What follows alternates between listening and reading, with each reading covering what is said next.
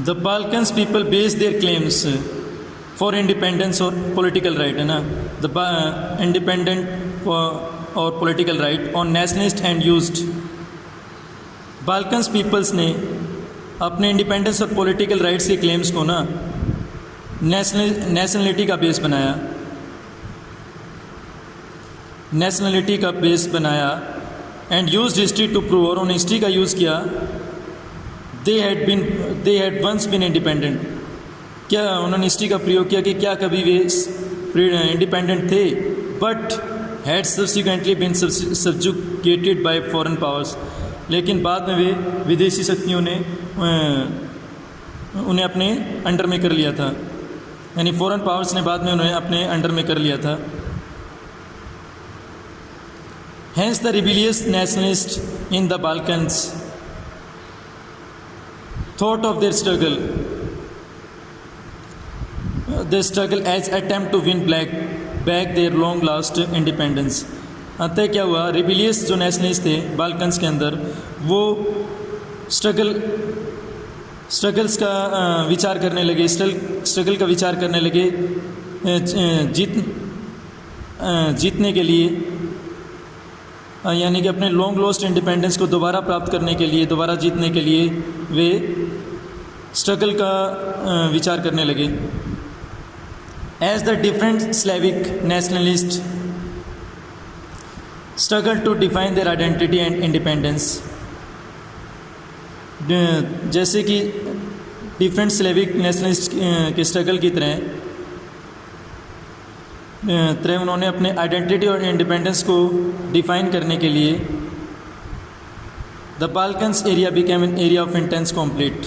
जो Balkans region था वो गहन संघर्ष का रीजन था। The Balkan states were fiercely jealous of each other. Balkan state थे एक दूसरे से जेलस महसूस करते थे,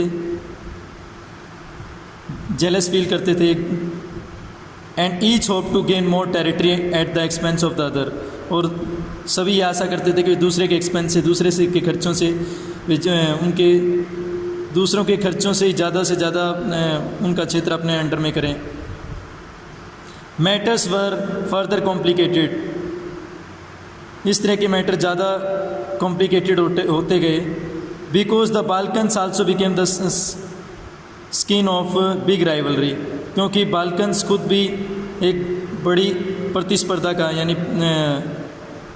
प्रतिस्पर्धा की शक्ति का स्किन बन चुका था। During this period there was intense rivalry among.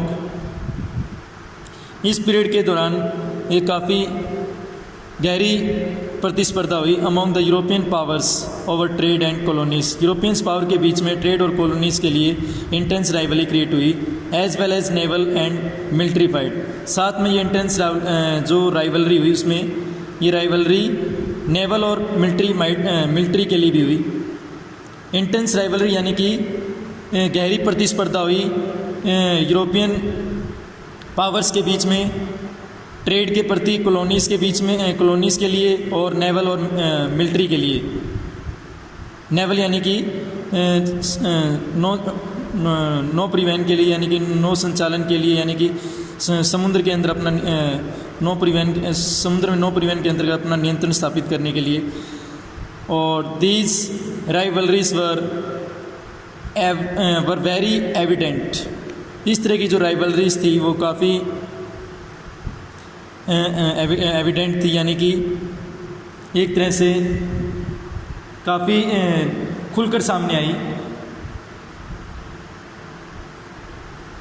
These खुलकर सामने in the way the Balkans problem, जैसे जैसे बाल्कन की जो प्रॉब्लम्स आगे बढ़ी, और इस तरह की जो राइवलरीज की एविडेंट थी, यानी कि राइवलरी जो थी वो खुलकर सामने आती चली गई।